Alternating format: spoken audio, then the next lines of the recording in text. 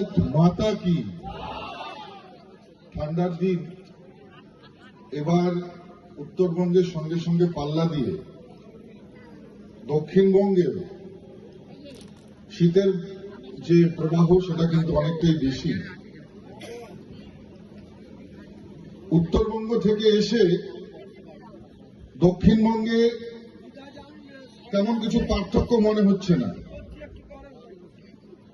যেমন শীতের প্রবাহের পার্থক্য মনে হচ্ছে না, ঠিক একই রকম ভাবে যখন আমি কলকাতা থেকে আমতা আসছিলাম আর সারা রাস্তা জুড়ে ভারতীয় জনতা পার্টির পতাকাগুলোকে পথ করে উঠতে দেখছিলাম, তখন একটা ব্যাপারে নিশ্চিন্ত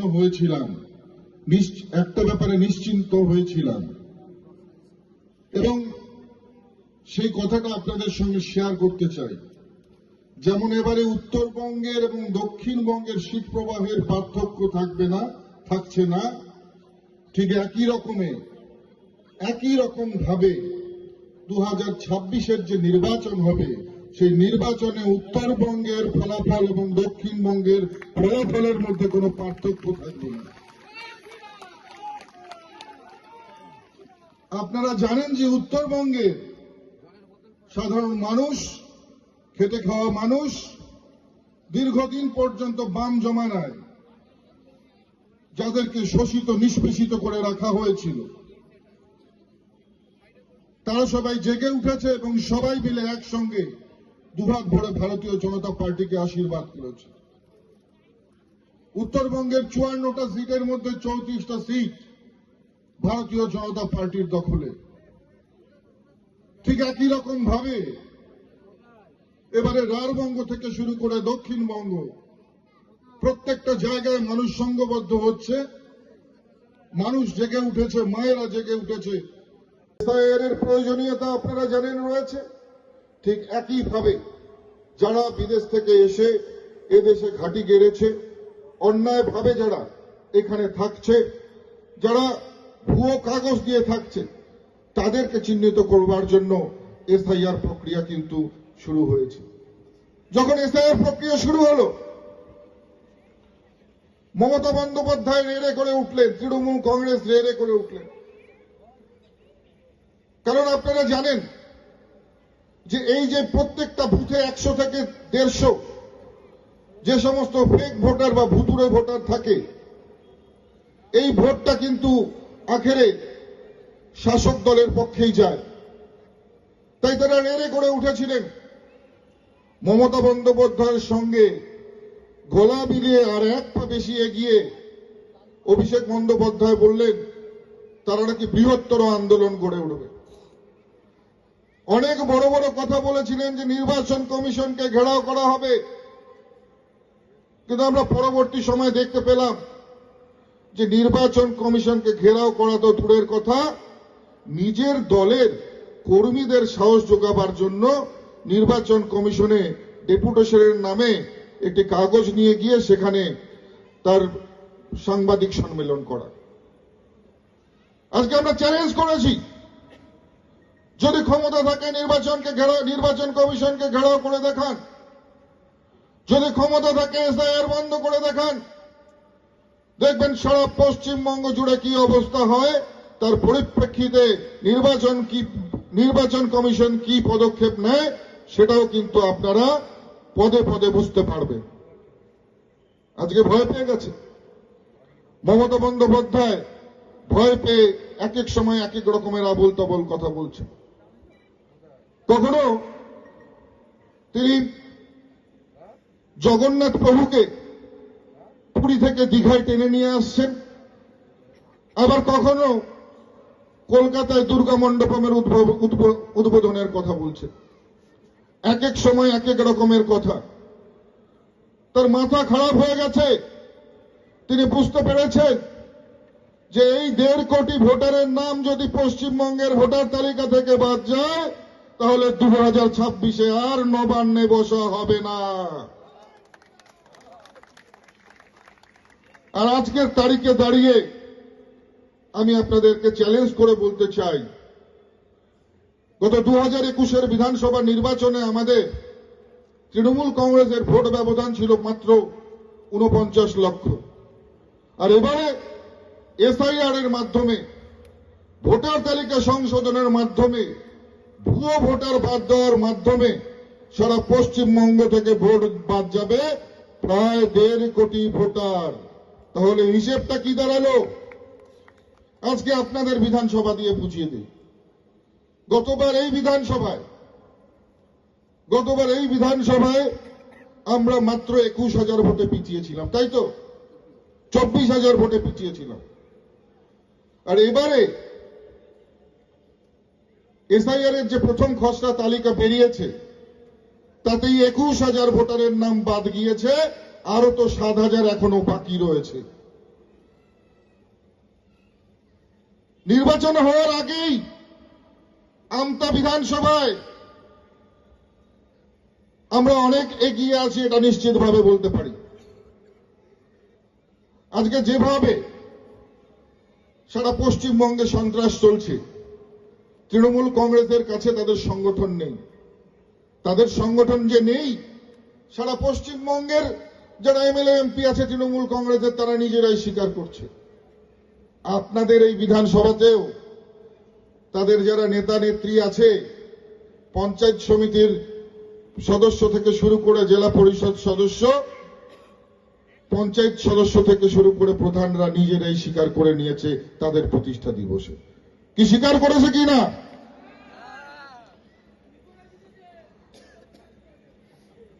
সারা পশ্চিমবঙ্গ জুড়ে যে পুলিশি সন্ত্রাস চলছে, সারা পশ্চিমবঙ্গ জুড়ে যেভাবে অরাজকতার পরিবেশ চলছে আপনারা দেখছেন, আমতা বিধানসভাতেও তার বাদ নেই।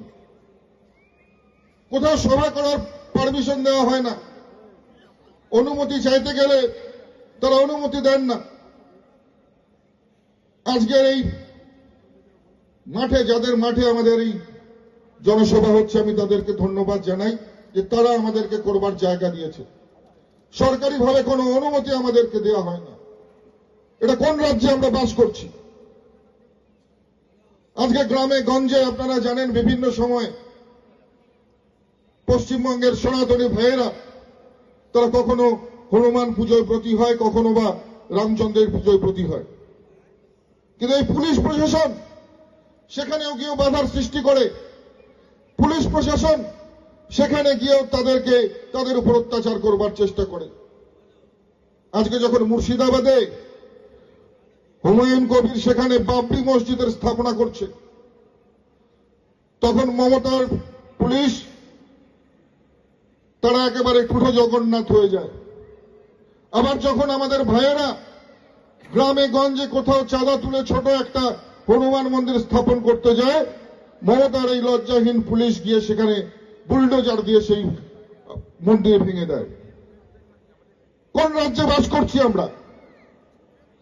আজকে বাংলাদেশ আমরা দেখছি, পার্শ্ববর্তী রাজ্য, সেখানে কি দেশ, সেখানে কি উত্তাল পরিস্থিতি। আমরা আমাদের প্রতিবেশী দেশের মঙ্গল কামনা করি, সেখানকার শান্তি কামনা করি, কিন্তু সেখানে যে পরিস্থিতি আপনারা দেখেছেন, যেভাবে হিন্দুদের উপর অত্যাচার করা হচ্ছে, হিন্দু মহিলাদের সম্ভ্রম নষ্ট করা হচ্ছে। দীপু দাস নামে একটি ছেলেকে কয়েকদিন আগে যেভাবে গাছে ঝুলিয়ে জীবন্ত তাকে জ্বালিয়ে দেওয়া হয়েছে, সেই দৃশ্য আপনারা দেখেছেন। আজকে আপনাদের সাবধান হতে হবে। ভারত বাংলাদেশের মধ্যেও কিন্তু 450 কিলোমিটার বর্ডার এখনো ফাঁকা রয়েছে, সেই দিক দিয়ে ইনফিল্ট্রেশন চলছে। মমতা বন্দ্যোপাধ্যায়ের কাছে সেই জমি চাওয়া হলে মমতা বন্দ্যোপাধ্যায় চুপ করে থাকেন। মমতা বন্দ্যোপাধ্যায়ের কাছে সেই ফেন্সিং এর জন্য চিঠি পাঠানো হলে মমতা বন্দ্যোপাধ্যায় কেন্দ্রকে তার উত্তর পাঠান না। আজকে ভাবতে হবে যে মমতা বন্দ্যোপাধ্যায় কি চাইছে। দেশের ভিতরে থেকে আর একটা চক্রান্ত তৈরি করবার চেষ্টা করছে এই তৃণমূল কংগ্রেস নামক দলটা। আজকে একের পর এক ঘটনা আপনারা জানেন পশ্চিমবঙ্গে ঘটেছে। ওয়াকফ বিল নিয়ে যখন সারা ভারতবর্ষ মেনে নিয়েছে সেই আইনকে, শুধুমাত্র পশ্চিমবঙ্গে তার আন্দোলন চলল। মুর্শিদাবাদ থেকে শুরু করে জঙ্গিপুর, জঙ্গিপুর থেকে শুরু করে মালদা, প্রত্যেকটা জায়গায় এই ওয়াকফ আইনকে বয়কট করার নামে যে আন্দোলন হয়েছে তাতে সরকারি সম্পত্তি তছরূপ থেকে শুরু করে হাজার হাজার মানুষ একসঙ্গে রাস্তায় বেরিয়ে দোকানপাট থেকে শুরু করে গাড়ি ঘোড়া যানবাহন থেকে শুরু করে সবকিছুতে ভাঙচুর চালায়। মমতা বন্দ্যোপাধ্যায় দেখেও চুপ করেছিলেন, একটা কথা বলেনি। আর যখন আমাদের সনাতনী ভাই দীপু দাসকে নির্মমভাবে বাংলাদেশে হত্যা করা হয়, তার প্রতিবাদে কয়েকজন সনাতনী হিন্দু যখন কলকাতার রাস্তায় বেরোন, পুলিশ তাদের উপর লাঠিচার্জ করে নির্মমভাবে তাদেরকে গ্রেফতার করা হয়। এই মমতা বন্দ্যোপাধ্যায়ের শাসন ব্যবস্থা, এই শাসন ব্যবস্থার পরিবর্তন না করলে আগামী দিনে ধীরে ধীরে পশ্চিমবঙ্গকে কিন্তু পশ্চিম পাকিস্তান বানাবার যে চক্রান্ত, সেই চক্রান্ত কিন্তু মমতা বন্দ্যোপাধ্যায়ের সফল হয়ে যাবে। আমাদেরকে বুঝতে হবে, জানতে হবে যে কি গভীর ষড়যন্ত্র রাষ্ট্রের বিরুদ্ধে চলছে, কি গভীর ষড়যন্ত্র আপনাদের ভবিষ্যতের যারা প্রজন্ম তাদের বিরুদ্ধে চলছে। আজকে কর্মসংস্থান দেওয়ার কোন রকমের ব্যবস্থা নেই এই পশ্চিমবঙ্গে। এই আমতা থেকে শুরু করে হুগলি থেকে শুরু করে হাওড়া থেকে শুরু করে উলুবেড়িয়ার হাজার হাজার মানুষ কর্মসংস্থানের জন্য আপনাদের বাইরে চলে যেতে হয়। তিনি সবকিছুই খেতে পারেন, কয়লা খেতে পারেন, বালি খেতে পারেন, কাঠমানি খেতে পারেন, সবকিছু তিনি খেতে পারেন। ঠিক সেই ভাইপো যেমন প্যারাশুট থেকে নেমে নেতা হয়েছে, ঠিক তারই মতন বলে না চড়ে চড়ে মাস্তুতো ভাই, ঠিক তারই আর এক ভাই এখানে রয়েছে, সুকান্ত পাল। কি রয়েছে তো নাকি? প্যারাশুট থেকে নেমে নেতা হয়েছে, এটা আমরা বলি না, তৃণমূল কংগ্রেসের বর্ষিয়ান নেতারা বলে। কি বলে কিনা? এমন একটা লোক যে নিজের দলের জন্য ক্ষতিকারক, এমন একটা লোক যিনি নিজের পার্টির জন্য ক্ষতিকারক, নিজের দলের কর্মীদের জন্য ক্ষতিকারক। আর আমরা ভারতীয় জনতা পার্টির কথা, আমাদের কথা না বললেও হবে। আজকে সময় এসছে, আজকে সময় এসছে পরিবর্তন করবার। দামোদর নদী, যে দামোদর এবং নিম্ন দামোদর, সেখানকার বালি তো খেয়ে খেয়ে একেবারে এই সুকান্ত পাল মোটা হয়ে গেল। কি মায়েরা হয়েছে কিনা? কি হয়েছে কিনা? মাটি খাচ্ছে, বালি খাচ্ছে, কিন্তু মনে রাখবেন জনগণ সবকিছু দেখছে। মনে রাখবেন জনগণ সবকিছু দেখছে। আর 2026-এর নির্বাচনে কড়ায় ঘন্টায় এর হিসেব আমরা বুঝে নেব। কি নেব কিনা? মায়েরা নেব কিনা? এখন থেকে আমাদের এই প্রস্তুতি আমাদেরকে নিতে হবে। 1 জানুয়ারি তৃণমূল কংগ্রেসের প্রতিষ্ঠা দিবস পালন হয়, এবারও হয়েছে। কিন্তু আমরা কি দেখলাম? আপনাদের এই বিধানসভায় 18টা গ্রাম পঞ্চায়েত, তাই তো? 18টা গ্রাম পঞ্চায়েতের মধ্যে 8টা গ্রাম পঞ্চায়েতের প্রধান, জেলা পরিষদের সদস্য, পঞ্চায়েত সমিতির কর্মাধ্যক্ষ, 8টা অঞ্চলের পঞ্চায়েত সদস্যা সবাই মিলে এক সুরে তারা নিজেরাই স্বীকার করে নিলেন যে তাদের দলের বিধায়ক সুকান্ত পাল বালি খান, মাটি খান। কি স্বীকার করেছে কিনা? তো এরই নাম বলে চোরের 10 দিন আর গিরির, আর এই একদিন আপনাদের আসতে চলেছে। 2026-এর এই নির্বাচনকে হাতিয়ার আমাদের করতে হবে।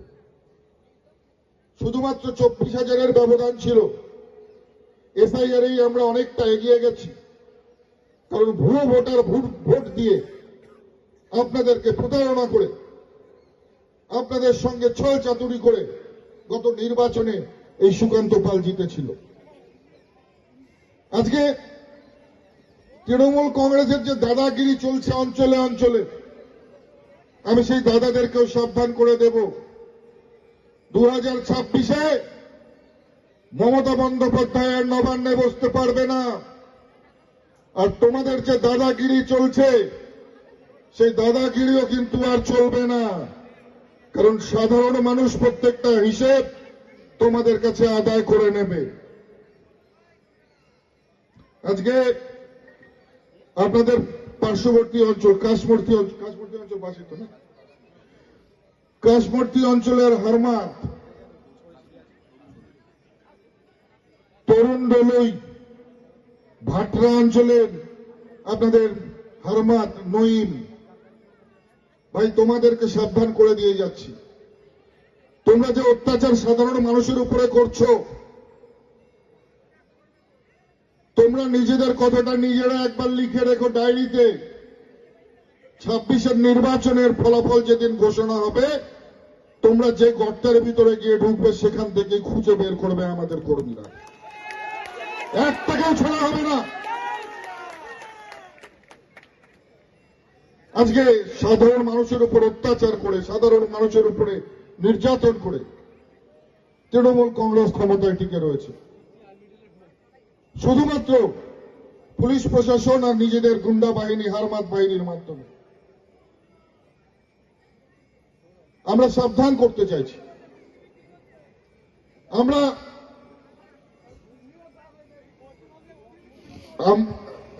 আমরা সত্যি একটা কথা বলবো, ওই যে দাদা কথা বলছেন যে মমতা বন্দ্যোপাধ্যায় চপ ঘুগনি বিক্রি করতে বলছে। আরে চপ ঘুগনি তো আপনার আমার সন্তান, আপনার আমার ভাইদেরকে করতে বলছে চপ ঘুগনি বিক্রি। তো মমতা বন্দ্যোপাধ্যায়ের ভাইপো কোন চপ আর ঘুগনি বিক্রি করে এই 5 মঞ্জিলা বাড়ি বানিয়ে তাতে লিফট লাগিয়ে আবার চলন্ত সিঁড়ি দিয়ে চলে? এটা বুঝতে হবে, এটা বুঝতে হবে। কালীঘাটের কালীমা, ওই কাকু বলছেন কালীঘাটের কথা, কালীঘাটের কালীমা আর কিন্তু মমতা বন্দ্যোপাধ্যায়ের এই পাপ নিতে পারছে না। মমতা বন্দ্যোপাধ্যায় নিয়ম করে প্রত্যেক সপ্তাহে কালীঘাটের মন্দিরে পুজো দিতে যেতেন, এখন বোধহয় মাসে একবার যান, সেটা যাওয়ার সময় হয় না। তো কালীমা বলছে যে তোর এত পাপ আমি এই 15 বছর ধরে সহ্য করেছি, আর নিতে পারছি না, মা আমার কাছে আসিস না। তো কালী মায়ের কাছে বিমুখ হয়ে এবার বলছে তাহলে জগন্নাথ দেবকে ধরতে হবে। তাই জগন্নাথ দেবকে বলছে আপনার পুরীতে থাকতে হবে না, আপনি দীঘার সমুদ্রে আসুন। এবার দীঘাতে এসেও দেখছে এসআইআর হয়ে গেল 1.5 কোটি ভোট বাদ। এখন বলছে না, দুর্গা মণ্ডপ নির্মাণ করতে হবে আমার। এবার যখন দুর্গা মণ্ডপ নির্মাণ করতে যাচ্ছে, দুর্গা মণ্ডপ নির্মাণ করতে গিয়ে দেখছে সেখানেও তার দুধেল গায়েরা বাধা দিচ্ছে, বলছে আমাদের জমিতে করা হবে না। এবার শিল্পের জমিতে সেখানে দুর্গা মণ্ডপ নির্মাণ করছে কলকাতায়। বলে না যে যাবার আগে সব ধরনের চেষ্টা তিনি করে যাচ্ছেন। একদিকে মমতা বন্দ্যোপাধ্যায় সব ধরনের চেষ্টা করছেন, সব দেবদেব দেবীর নাম ধরে রাখছেন। আর একদিকে যেমন মমতা বন্দ্যোপাধ্যায় যাবার আগে দেবদেবীদের নাম ধরে ডাকতে ডাকতে তার বিদায় হয়ে যাবে, আর একদিকে ভাইপো র্যাম্পে হাঁটতে হাঁটতে তার বিদায় হয়ে যাবে। আজকের দিনে দাঁড়িয়ে বলে গেলাম, কথাটা লিখে রাখবেন আর 2026-এর নির্বাচনের পরে মিলিয়ে রাখবেন। আজকে বক্তব্যকে আর দীর্ঘায়িত করব না, অনেক ঠান্ডা বয়স্ক মানুষরা আছেন, শুধু এতটুকু কথা বলে যাব যে নির্বাচনের এখন পর্যন্ত কোনো ঘোষণা হয়নি, নির্বাচনের কোনো রকমের ডেট হয়নি। কিন্তু তার আগে আজকের এই পরিবর্তন সভা আজকে জনসভা থেকে জনপ্লাবন তৈরি করে আজকে প্রাক নির্বাচনী সভাতে পরিণত করে আজকে উলুবেড়িয়া জেলার এই সাংগঠনিক জেলার যারা পদাধিকারিক রয়েছেন, কার্যকর্তা রয়েছেন, সাধারণ মানুষ রয়েছেন, আপনারা প্রমাণ করে দিয়েছেন 2026 নির্বাচন ডেট তারিখ যেদিনই হোক না কেন আপনারা সেই দিনের জন্য অধীর আগ্রহে অপেক্ষা করছেন তৃণমূল কংগ্রেসের সরকারটাকে উপড়ে ফেলার জন্য।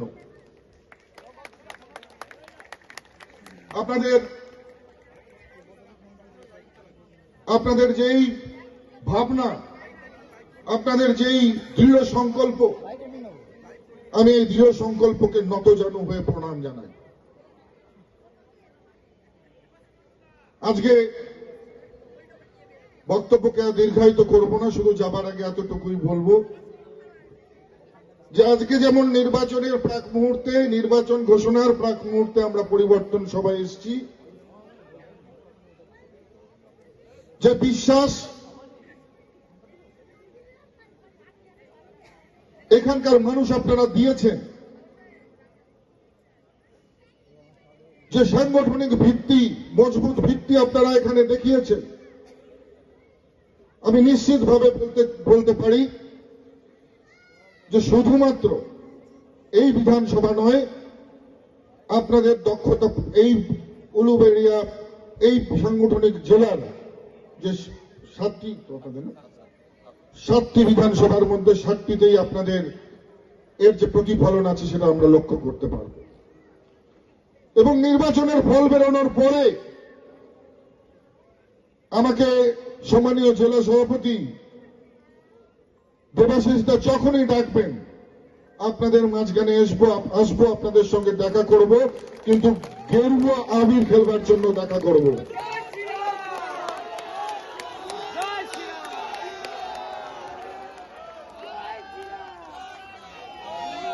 আজকে বক্তব্যকে দীর্ঘায়িত করব না, অনেক বয়োজ্যেষ্ঠ মানুষরা রয়েছে, কিন্তু মাথায় রাখতে হবে একটা কথা, যে আমরা যারা সনাতনী রয়েছি, আমরা যারা সনাতন ধর্মে বিশ্বাসী মানুষ রয়েছি, আমাদেরকে এক হবার সময় এসছে। এই নির্বাচনে আমাদেরকে একজোট হয়ে ভারতীয় জনতা পার্টির সরকারকে প্রতিষ্ঠা করবার সময় এসছে। কিছু মুসলিম ভাইয়েরা এখানে উপস্থিত রয়েছেন, রাষ্ট্রবাদী মুসলিম, আমি তাদেরকেও গেরুয়া অভিনন্দন জানাই। যারা রাষ্ট্রবাদী মুসলিম ভাইয়েরা রয়েছে তাদেরকে নিশ্চিতভাবে আমরা গেরুয়া অভিনন্দন জানাবো। তবে এতটুকুই কথা বলবো, তৃণমূলের সরকার গঠন করলে, তৃণমূলের সরকার পুনঃপ্রতিষ্ঠিত হলে সেখানে ভাঙচুর হয়। গত পঞ্চায়েত নির্বাচনেও আমরা দেখেছি আমাদের পঞ্চায়েত ক্যান্ডিডেট তার বাড়ি অগ্নিসংযোগ করে জ্বালিয়ে দেওয়া হয়েছে। কিন্তু আমরা একটা কথা বলবো যে আমরা ভেঙে দাও, ঘুরিয়ে দাও এর রাজনীতিতে বিশ্বাসী নই, আমরা ধ্বংসাত্মক রাজনীতিতে বিশ্বাসী নই। আমরা শুধুমাত্র সেই দুষ্টু লোকগুলোর খবর রাখবো যারা এখন দুষ্টুমি করছে, যারা বালি, যারা মাটি, যারা পাচার করছে, চুরি করছে।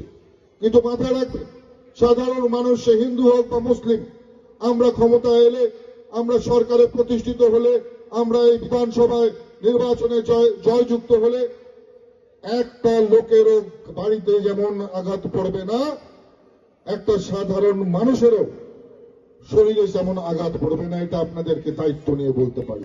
সবাইকে সুরক্ষিত রাখবার দায়িত্ব আমাদের হবে, সবাইকে নিয়ে ভালোভাবে বাঁচবার দায়িত্ব আমরা পালন করব। সেই সঙ্গে সঙ্গে আমরা যেহেতু সনাতনী, আমরা যেহেতু সনাতনের বিশ্বাস করি, তাই বারবার আমাদের সেই মানুষগুলোর কাছে আমাদের আবদারটা অনেক বেশি, অনেক জোরালো।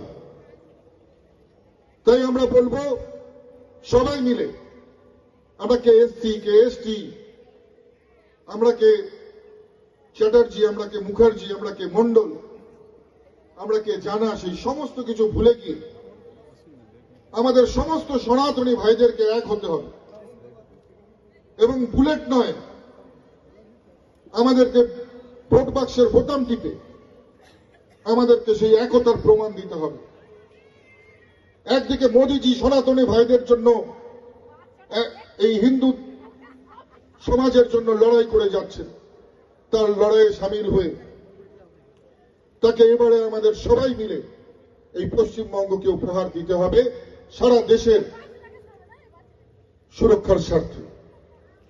সারা ভারতবর্ষের সঙ্গে সঙ্গে যেন পশ্চিমবঙ্গের উন্নয়ন ত্বরান্বিত হয়, সারা ভারতবর্ষের সঙ্গে সঙ্গে পশ্চিমবঙ্গের যাতে ইনফ্রা ডেভেলপ হয়, সারা ভারতবর্ষের সঙ্গে সঙ্গে পশ্চিমবঙ্গের যুবকদের যাতে কর্মসংস্থান হয়, সেই আশা নিয়ে সবাই মিলে একজোট হয়ে ভারতীয় জনতা পার্টিকে এগিয়ে নিয়ে যাওয়ার জন্য সমস্ত সনাতনী ভাইদেরকে এক হবার ডাক দিয়ে আজকে আমার বক্তব্যকে আমি এখানে শেষ করব। সবাই মিলে একসঙ্গে বলুন, হিন্দু হিন্দু হিন্দু হিন্দু হিন্দু হিন্দু হিন্দু হিন্দু, জয় শ্রীরাম, জয় জয় শ্রীরাম, भारत माता की, भारत माता की, भारत माता की, जय श्री राम।